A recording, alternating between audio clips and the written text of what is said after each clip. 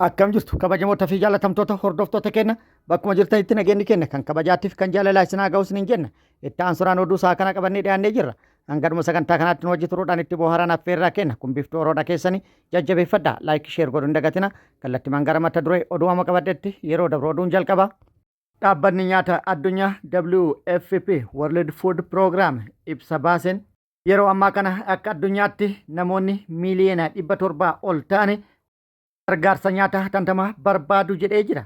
Kana keessaa immoo namoonni miiliyoona 300 ta'an gargaarsa nyaata hatantamaa har'a yoo hin arganne boru isaan arguu hin dandeenyu jechuudhaan ibsa kennee jira. Dabalata odeeffannoo kana qabadhee jira Simbilaangaa.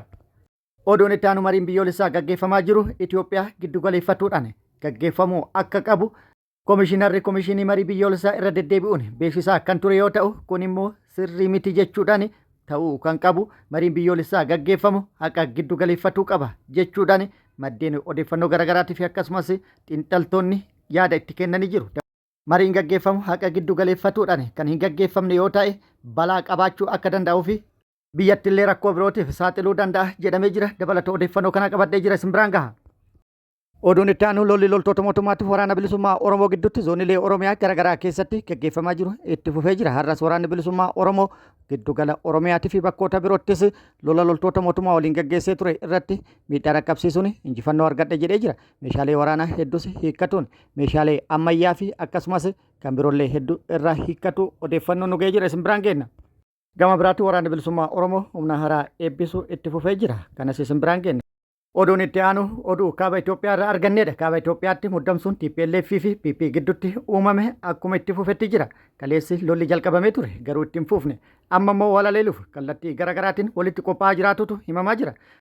Kallattii lixa Tigraay Sharariinaa Eddoo jedhamutti sochii waraanaa taasifamaa jiru akkaan cimaa jedhamee jira. Kallattii raayyattiinis haalli jiru akkaan ulfaataa fi lolli ka'uun waan hin oolle jechuudhaan Eddoo yaada kennanii jiru. Dabalata odeeffannoo kanaa qabadhee jira. Guutuu oduu kanneeniitii fi kan biroo wajjin si wajjin kan turu ani Bariisoo Ganamooti. Guutuun oduu wal duraa duubaan kunooti wajji turuudhaan itti bohaara. Oduun kun oduu jajjabeeffamuu qabudha. Dhalattoonni Nageellee Arsii biyya Ameerikaatii fi Kanaadaa jiraatan garee kubbaa miilaa Nageellee Arsii sarpiraayiz taasisanii jiru. Dhalattoonni kunneen garee kubbaa miilaa Nageellee Arsiitiif badhaasa addaatii fi akkaan qaalii ta'e badhaasanii jiru. Badhaasni kunis konkolaataa baasii kan geejjibaa jechuudha. Kan nama 65 qabu birrii miiliyoona 35 bituudhaan gumaacha taasisanii jiru. Gareen kubbaa miilaa Nageellee Arsiitii fi hawaasni bal'aan naannichaa badhaasa taasifame kanatti gammaduu ibsanii jiru. Oduun kun oduu xiyyeeffannaa barbaadudha. Yeroo ammaa kanatti akka addunyaatti namoonni miiliyoona 700 ol gargaarsa nyaata hatantamaa barbaadu jedhamee jira. Kanneen keessaa miiliyoona 300 kan ta'an akka fakkeenyatti jechuudha har'a gargaarsa nyaata hatantamaa kana yoo hin arganne boru isaan hin argine jechuudhaan dhaabbanni nyaata gargaarsa addunyaa beeksisee jira.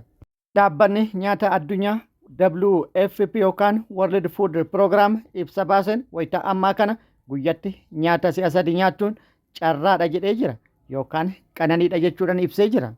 Kana jechuun akkuma addunyaatti sababa hanqina nyaataatiin namoonni guyyatti yeroo 3 nyaachuun baay'ee rakkisaadha jedhee jira. Dhaabbanni sagantaa nyaata addunyaa gabaasa haaraa baaseen lammiileen addunyaa guutuu keessatti hanqina nyaataatiin rakkataa akka jiran ibsee jira. Sababootaa fi rakkooleen biroo kan namoota akka addunyaatti hanqina nyaataatiif saaxilan akkuma jiranitti ta'ee sababni guddaan yeroo kanatti akka rakkoo guddaatti dhiyaate sababa biyyoonni gargaarsa nyaataa kennan hir'achuu isaaniitiin lammiileen addunyaa miiliyoona lakkaa'aman beelaan akka rakkatan taasise jedhee jira. Dhaabbatichi gabaasa baaseen yeroo ammaa kana akka addunyaatti namoonni miiliyoona 700 ol ta'an dhiyeessii nyaata hatantamaa barbaadu jedhee jira. Lakkoofsa kana keessaa miiliyoonni 300 ol yoo gargaarsi nyaata hatantamaa hin kennamneef boru akka isaan arguu hin dandeenye ibsee jira. Biyyoota arjoomtotaa fi dhaabbilee idila addunyaa irraa gargaarsi mallaqaa fi meeshaa argamu haalaan hir'achuun isaa rakkoo kana hammeesse jedhee jira. Irra caalaa immoo daa'immanii fi namoonni humna hin qabne rakkoo kanaaf saaxilaman jechuudhaan ibsee jira.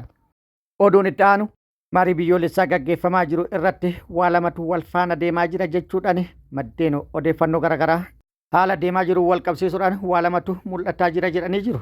Tokkoffaa mariin gaggeeffamaa jiru marii Itoophiyaa giddu galeeffate kan jedhu yoo ta'u, inni lammaffaan immoo marii haqa giddu galeeffate kan jedhudha.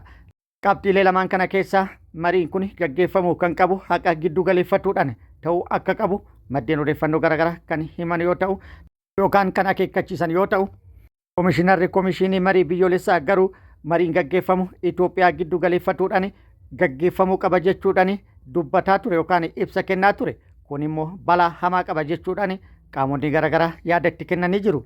Miidiyaan Oromiyaa Today jedhu xiinxala marii kanarratti gaggeesse irratti hundaa'uudhaan yaada kenneen mariin gaggeeffamaa jiru kun Itoophiyaa giddu galeessa taasifaturra dhugaa yookaan haqa giddu galeessa taasifatuu qaba jechuudhaan yaada kennee jira. Kana yoo ta'in mariin biyyoolessaa gaggeeffamaa jiru rakkoo biraa uumuu danda'a jechuudhaan akeekee jira. Marii kanarratti akka biyyaatti haqa jiru eeguu dhabuudhaan Itoophiyaa giddu galeeffatuudhaan mariin kun ni gaggeeffamoo akka ta'u taate dogongora guddaa uumuu danda'a. Itoophiyaa waan jedhamu kun yeroo baay'ee dhugaa biyyattii keessa jirtu dhiisee olaantummaa saba tokko mirkaneessuuf yaada dhiyaatudha.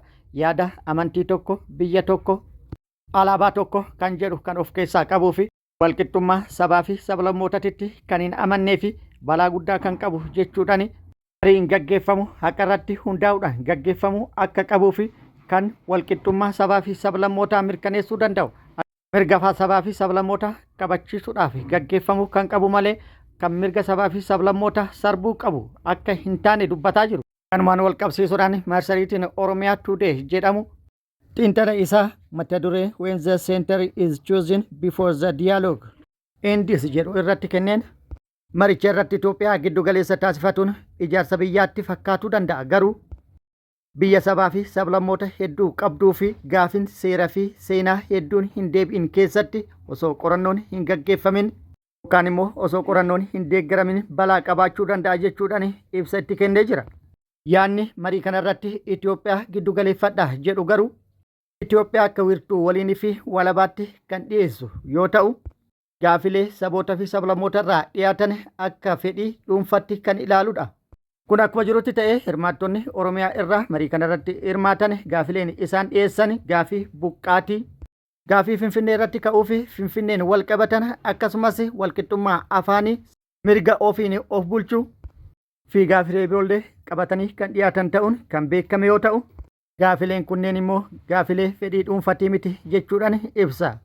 Gaafileen dhiyaatan kunneen seenaa, mirga, heeraa akkasumas ilaalcha abbaa biyyummaatiin kan wal qabatanii fi haqaa fi caasaa bu'uuraa irraa kan maddan jechuudhaan kan ibse xiinxalli Oromiyaa Today.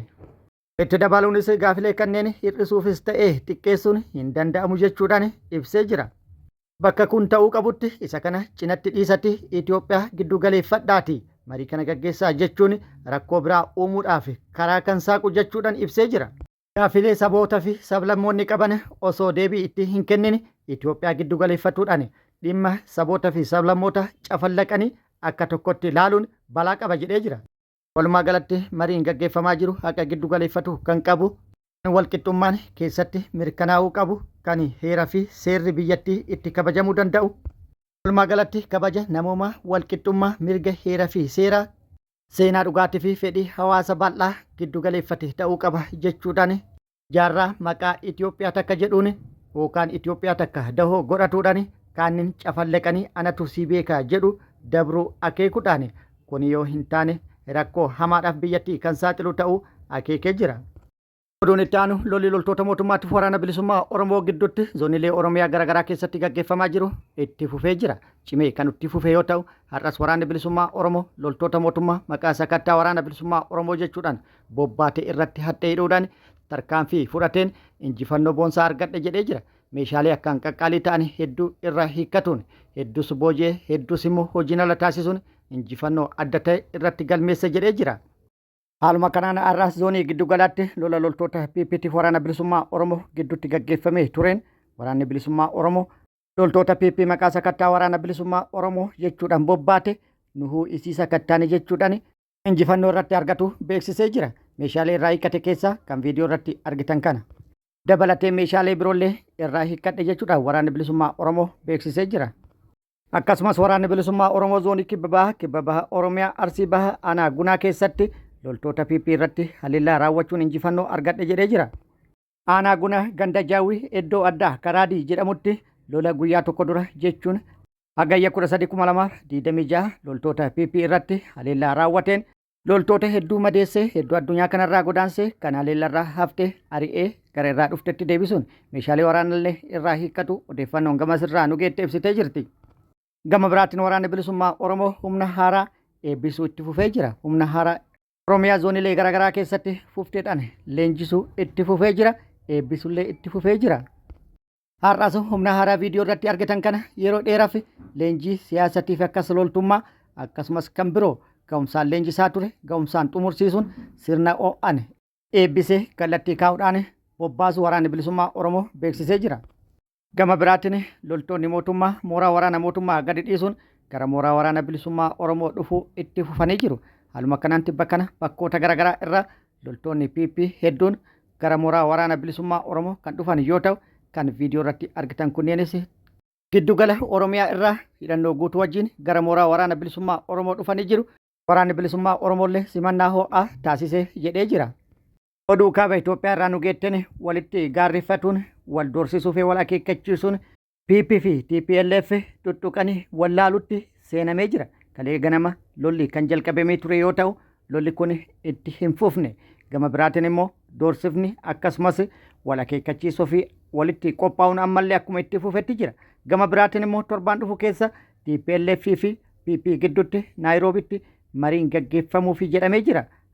Lola kaleessa jalqabamee tureen hawaasni baay'een baaraguu fi akkasumas sodaa hamaa jala galuun hedduun isaanii naannoo gadi dhiisuun naannoo muddamsuun ture irraa baqatuun dhagahamee jira. Gama biraatiin immoo meeshaalee waraanaa gurguddaa taankii madfii fi kan biroollee Eertiraan gara naannoo Tigraay galchuu quba qaba jechuudhaan Ameerikaan ibsa kennitee jirti.